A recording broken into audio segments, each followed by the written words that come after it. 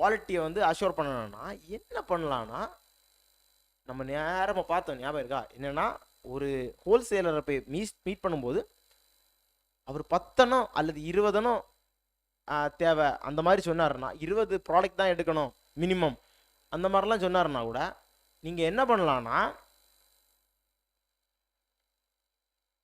நான் ஜஸ்ட் ஒரு 2 ப்ராடக்ட் தான் தேவை, எனக்கு ஒரே ஒரு ப்ராடக்ட் இப்போதைக்கு போதும், நான் அதை வந்து சாம்பிள் பார்த்துட்டு நான் உங்கள்கிட்ட இருக்கிறேன் அந்த மாதிரி நீங்கள் பேசி சாம்பிளிங்கு ஒரு ப்ராடக்டை எடுக்க ஆரம்பிக்கணும். சாம்பிளிங்கு நீங்கள் அந்த ப்ராடக்ட் எடுத்தீங்கன்னா அதை உங்கள் லெவலில் நீங்கள் வந்து குவாலிட்டி செக் பண்ண முடியும். ஓகே, இந்த மாதிரிப்பட்ட ப்ராடக்டை எடுத்தால் கஸ்டமர்கிட்ட கொடுத்தா அவங்க யூஸ் பண்ணிவிடுவாங்களா, குவாலிட்டிக்கு நம்ம கொடுக்க போகிற அமௌண்ட்டுக்கும் ஓகே ஆகுமா அப்படின்னு ஒரு சில சாம்பிள்ஸை எடுத்து நீங்கள் டெஸ்ட் பண்ணி பார்க்கணும். எப்படி டெஸ்ட் பண்ணி நீங்கள் ஸ்டார்டிங் ஸ்டேஜில் இருக்கிறீங்க ஓகே அப்படின்னா நீங்கள் என்ன பண்ணலான்னா, ஒரு சில ப்ராடக்ட்டை எடுத்துகிட்டு அவன் வந்து ஒரு 40 குவான்டிட்டி 50 குவான்டிட்டி எடுக்க சொன்னதில் நீங்கள் ஒரு 5 குவான்டிட்டி தான் எடுக்க முடியும் அப்படின்னு நீங்கள் அவன்கிட்ட பேசி 5 குவான்டிட்டி எடுத்துட்டீங்க, ஹோல்சேல் ரேட்டுக்கு எடுக்கணும். சரி, அதுவும் உங்கள் பேச்சில் தான் இருக்குது. அப்படி எடுத்துகிட்டு என்ன பண்ணுங்கன்னா, இதில் ஒரு சில ப்ராடக்ட்டை வந்து உங்களுக்கு தெரிஞ்சவங்க கொஞ்சம் ரொம்ப தெரிஞ்சவங்க இல்லை, கொஞ்சம்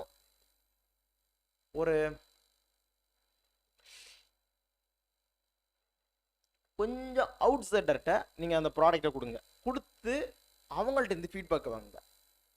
இதுவும் ஒரு விதமான குவாலிட்டி டெஸ்டிங் தான். அப்போ அவங்க என்ன சொல்லுவாங்கன்னா, இல்லை இது வந்து இப்படி இருக்குது, இந்த மாதிரிப்பட்ட பிரச்சனைகள்லாம் இருக்குது, இது இவ்வளோ ரேட்டுக்கு ஒத்து வருமா, நீங்கள் அந்த ஓரளவு அந்த ஆவரேஜ் ரேட்டை சொல்லி கேட்கும்போதே உங்களுக்கு தெரியும் அவங்க என்ன எதிர்பார்ப்பாங்கன்னா, ஓகே இந்த மாதிரிப்பட்ட ரேட்டு நீங்கள் வந்து எந்த ரேட்டெல்லாம் சொல்லணும்னா நீங்கள் வாங்கின ரேட்டை இல்லை, நீங்கள் வந்து கொடுக்க போகிற ரேட்டு, ஒரு கஸ்டமர் கொடுக்க போகிற ரேட்டை தான் அவங்கள்ட்ட சொன்னால் தான் அவங்களுக்கு இந்த ரேட்டுக்குன்னா எப்பா இது ரொம்ப ரேட்டாக இருக்குது அந்த மாதிரிலாம் அவங்க யோசிப்பாங்க. இப்படி ஒரு 5 பேர்கிட்ட நீங்கள் அந்த ப்ராடக்ட்டில் ஒரு 4 ப்ராடக்ட் அல்லது 5 ப்ராடக்ட்டையுமே நீங்கள் கொடுத்தீங்கன்னா உங்களுக்கு தெரியும், ஓகே இந்த மாதிரிப்பட்ட ப்ராடக்ட் நம்ம கொடுத்தோன்னா இந்த ரேட்டுக்கு விற்றா பிரச்சனை கிடையாது. ஏன்னா நம்ம இந்த சாம்பிள் டெஸ்ட் பண்ணி பார்த்துட்டோன்னா இந்த சாம்பிள் டெஸ்டிங் வந்து ஓகே ஓரளவு. அப்போ இது வந்து சக்ஸஸ் ரேட் வந்து இது வந்து கண்டிப்பாக 100% இல்லை, நான் இப்படி பண்ண உடனே எனக்கு வந்து எல்லா ப்ராடக்ட் நான் எடுக்கிறதெல்லாம் சேல் ஆகிரும் அப்படி கிடையாது. இது வந்து ப்ராபபிலிட்டியை வந்து இன்க்ரீஸ் பண்ணும். சரியா?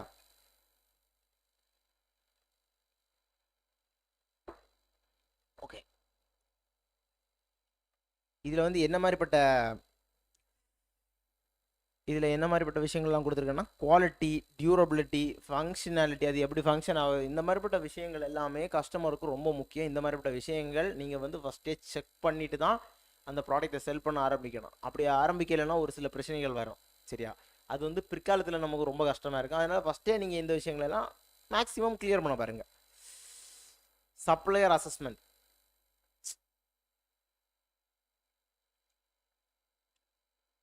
சரி,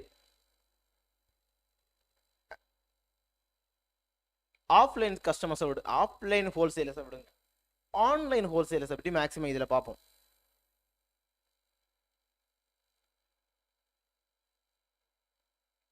இப்போ உங்கள் ஊரில் இருந்து உங்கள் ஊரோட பக்கம்தான், ஆனால் வெளியூரில் வந்து ஒரு ஹோல்சேலரை நீங்கள் கண்டுபிடிக்கிறீங்க ஆன்லைன் மூலமாக. அப்போ நீங்கள் என்ன யோசிப்பீங்கன்னா, பேசிட்டோம், அவங்கள்ட்ட ரேட்டு கம்மி பண்ணி கேட்டோம், ஓகே நேராக பர்ச்சேஸ் பண்ணிட வேண்டியதான், இந்த மாதிரி யோசிப்பீங்க. பட் என்ன பண்ணணும்னா, நீங்கள் ஃபோன் பண்ணி கேட்டீங்க, எல்லாமே ஓகே தான், அந்த கம்பெனி எவ்வளோ லெஜிட்டிமேட்டான்னு பார்த்துருக்க மாட்டீங்க. அந்த கம்பெனியை பற்றி ஏதாவது ரிசர்ச் பண்ணி பார்த்தீங்களா? அவங்க கம்பெனியை பற்றி பார்த்துருக்க மாட்டீங்க. சரி, பார்த்துட்டோம், ஒருவேளை அந்த கம்பெனியை பற்றி ஓகே லெஜிட்டிமேட் பிஸ்னஸ் மாடலில் பண்ணிட்டு இருக்காங்க, லெஜிட்டிமேட் கம்பெனி தான் அப்படின்னு நினச்சிங்கன்னா கூட நீங்கள் என்ன பண்ண மாட்டீங்கன்னா, ஒரு தடவையாவது அந்த கம்பெனியை விசிட் பண்ணணும்னு நீங்கள் நினைக்க மாட்டீங்க. இது எதுக்கு இந்த கம்பெனியை நீங்கள் ஒரு தடவை விசிட் பண்ணுறது ரொம்ப முக்கியம்னா, ஏற்கனவே நீங்கள் முதல்ல டைரெக்டாக போய் எப்போ அப்படின்னு நிற்க விடாது.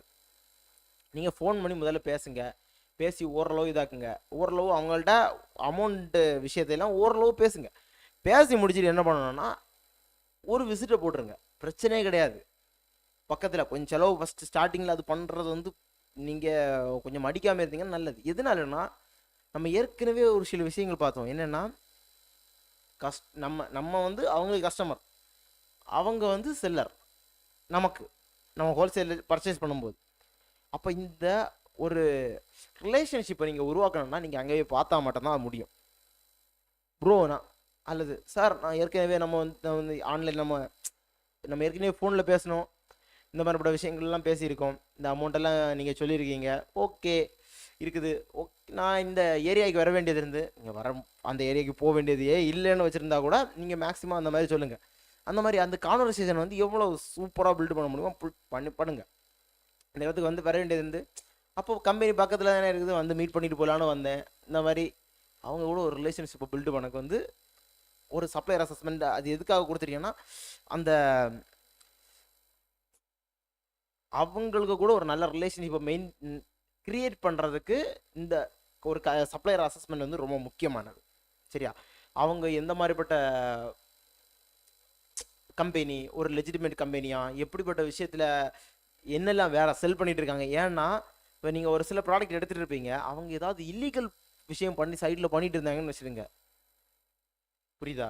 அதுக்கு வேண்டி நீங்கள் போனோடனே எல்லாம் யாரும் சொல்ல போகிறதில்ல. பட் இருந்தாலும் உங்களுக்கு ஒரு ஓவராலாக ஒரு சில விஷயங்கள் வந்து இப்படி கிடைக்கும். ஓகே, இந்த மாதிரிலாம் கம்பெனி இருக்குது, லெஜிட்டிமேட், நிறைய விஷயங்கள் நல்ல பாசிட்டிவாக இருக்குது அப்படின்னு யாரையுமே 100% நீங்கள் இது பண்ண முடியாது. பட் இருந்தாலும் உங்களால் என்ன பண்ண முடியும்னா ஒரு கிளியர் அசஸ்மெண்ட் போட முடியும். சரியா?